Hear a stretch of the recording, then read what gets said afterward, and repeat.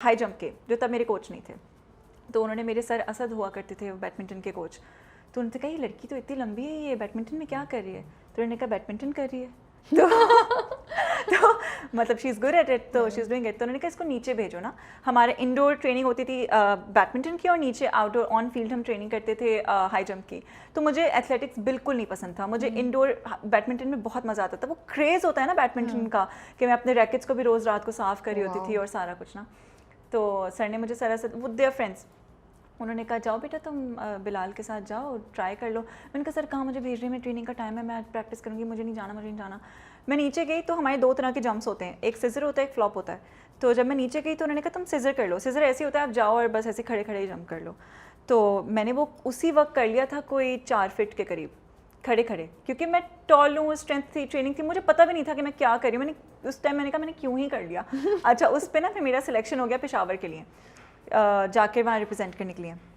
तो फिर उन्होंने कहा ठीक है अब तुम बैडमिंटन को रोको फ़िलहाल, और तुम जाकर तुम इस बार बैडमिंटन रिप्रेजेंट नहीं करोगी, तुम हाई जंप करोगी।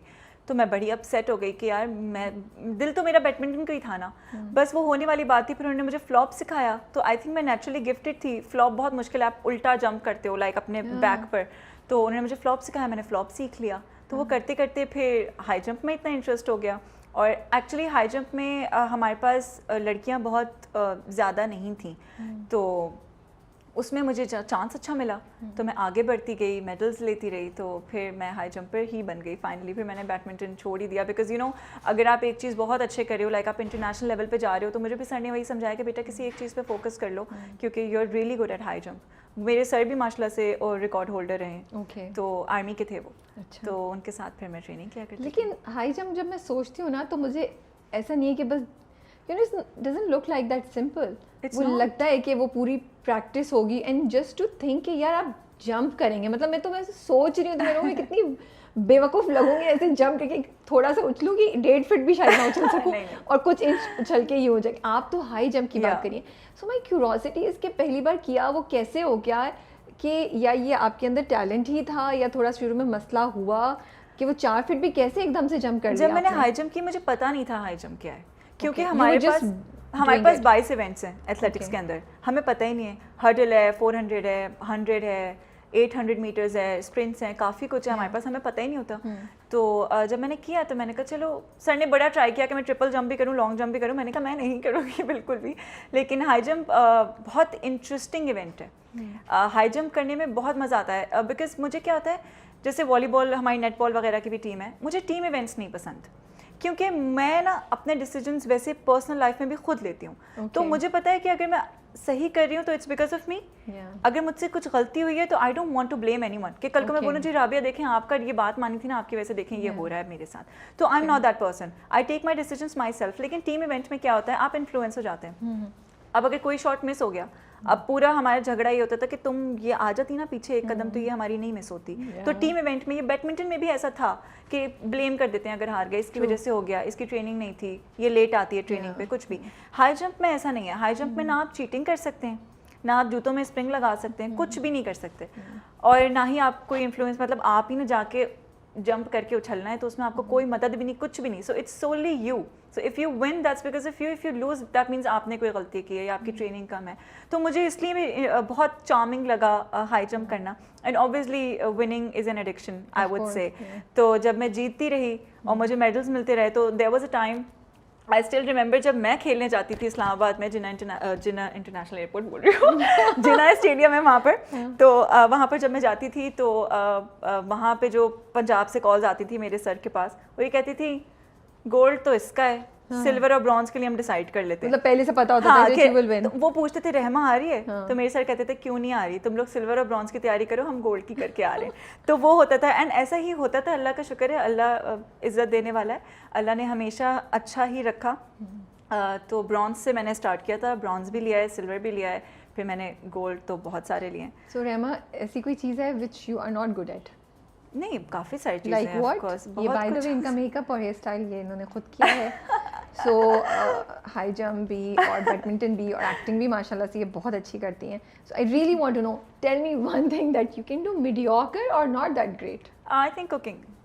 नहीं होती cooking? I mean probably I would Interest नहीं से है? मुझे टाइम नहीं मिला. ओके. लेकिन मैं जब मुझे तो लगता है फिर आप वो शुरू करेंगी तो आप उसको भी अच्छा ही कर लेंगी. नहीं, पर जब मैं बनाती हूँ तो मैं बहुत मजे का खाना हाँ, तो बस बनाती हूँ. फिर कैसे इसीलिए माशाल्लाह चले. आई एम हैप्पी दैट मुझे लगता है आप वो उन लोगों में से हैं जो कोई कुछ करना चाहता है तो वो कहते हैं कि मुझे करना है और मुझे अच्छा करना Of course. है. और मुझे लगता है अगर आप ये नियत कर लें तो अल्लाह फैसिलिटेट करता है. बिल्कुल ऐसे है. तो आपके साथ मुझे वही चीज मेहनत तो राय का नहीं जाती, चाहे आप उस एक्टिंग में करें, मॉडलिंग में करें, स्पोर्ट्स में करें या इंजीनियरिंग में करें. तो पहला मेडल जब मिला क्या फीलिंग थी? यकीन आ रहा था और यू न्यू कि मुझे मिल जाएगा? आंख में आंसू थे? I was shaking.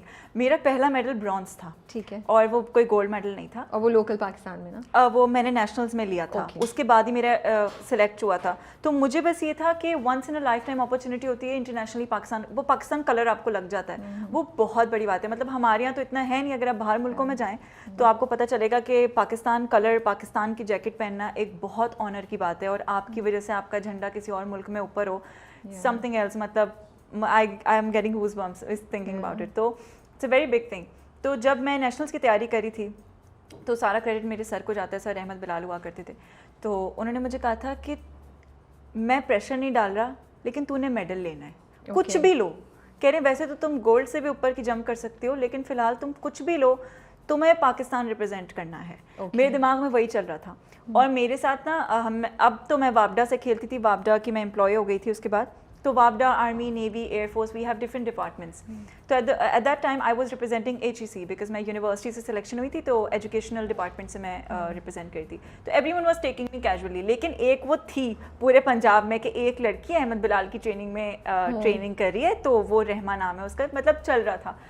तो जब मैं आई तो ऑब्वियसली मैंने भी सुना हुआ था कि ये उम्मे हबीबा आई हुई है, अच्छा ये गोल्ड मेडलिस्ट है एट द मोमेंट, 3 साल से जीत रही है, अच्छा ये आर्मी वाली है तो बहुत लंबी है यार, मतलब ये कैसे हो. और उन लोग के खाए पिए हुए और उन लोग की ट्रेनिंग बहुत मतलब आर्मी वालों की मैंने आर्मी भी ज्वाइन इसलिए नहीं की थी जब वो डिपार्टमेंट के लिए बुलाए थे, क्योंकि उनकी ट्रेनिंग बहुत सख्त होती है, बहुत रिग्रेस होती है. 2-2 महीने कैंप्स में आना है. और अगर आपने रिपोर्ट नहीं किया, वापडा वालों की थोड़ी सी ईज थी क्योंकि मैं पढ़ भी रही थी उस टाइम पर, तो मैं इतना नहीं जा सकती थी. बट फॉर्चुनेटली मुझे कोच आर्मी का मिल गया था, तो मैंने कहा चलो आर्मी वाली ही ट्रेनिंग चल रही है, कर लेंगे मुकाबला. तो तब मैं वहाँ गई तो ऑब्वियसली मैं नर्वस थी, मैं पूरी ठंडी पड़ गई थी. और मैंने सर से कहा था सर कैसे होगा, और सर ने मुझे कहा था तुम ही हो यहाँ पे और कोई नहीं है और तुम कर लोगी. एंड मैं गई और अल्हम्दुलिल्लाह, अल्लाह का शुक्र है, मैं उस वक्त ब्रॉन्ज थी, बट मेडल लाना ज़रूरी था वर्ल्ड में रिप्रेजेंट करने के लिए, मतलब सिलेक्शन के लिए. तो वो हो गया था. And I cried so much. मैंने कहा अल्लाह का शुक्र है, अल्लाह का शुक्र है, क्योंकि बहुत बड़ी अपॉर्चुनिटी होती है. तो अम्मी अबू में से कोई साथ जाता था आपको, या अकेले आप पार्टिसिपेट करती थी? और बिकॉज आप जब जीत के आ रहे हैं, उस वक्त मेडल मिल रहा है, बट फैमिली पास है तो वो उसका और मज़ा होता है, because you just want to, and specially if you don't have a team. I know you have a coach and everything, but वो टीम यूजुअली जीतने पे खुद करती है. बिल्कुल ऐसे. लेकिन अगर वो नहीं हो तो you want to go and hug somebody of your own ना. मैं कहीं नहीं ट्रैवल करती थी अपने कोच के बगैर. ओके. मुझे और कोई नहीं उस टाइम चाहिए होता था, क्योंकि वो मुझे कहते थे कि तुम मेरा पौधा हो, तुम्हें मैंने पानी डाला है, खाद डाली है, अब तुम्हारे में से फूल निकलने का टाइम है. तो वो जो एक मुझे उन बातों की ज़रूरत होती थी अपनी परफॉर्मेंस के लिए. मुझे ऐसा लगता है कि जो इर्द गिर्द के लोग आपको कहते हैं ना, उससे आपका जो अंदर से पॉलिश आपका निकलता है ना, वो बहुत बहुत आपको रिजल्ट्स देता है. तो ये तो कंपलसरी था कि मैं कहीं भी ट्रैवल कर रही हूँ तो मेरे कोच मेरे साथ ही जाएंगे. उनके बगैर तो मुझे लगता है मैं जंप ही नहीं कर सकती. मैं हर जंप से पहले उन्हें देखती थी, वो मुझे कहते थे हाँ इसको ऐसे करना, 13 स्टेप पे करना, हो जाएगा अच्छा, और हो जाता था. पता नहीं कुछ था. मुझे कितने लोगों ने कहा कि that's not a good thing for you, because तुम आगे जाओगे तो डिफरेंट कोचेज होंगे, तुम काम ही नहीं करना चाहती अहमद बिलाल के बगैर. तो इसको थोड़ा सा है, लेकिन मुझे ऐसा लगता है कि मेरे लिए तो वो बहुत ज़्यादा एक इम्पोर्टेंस थी उस चीज़ की कि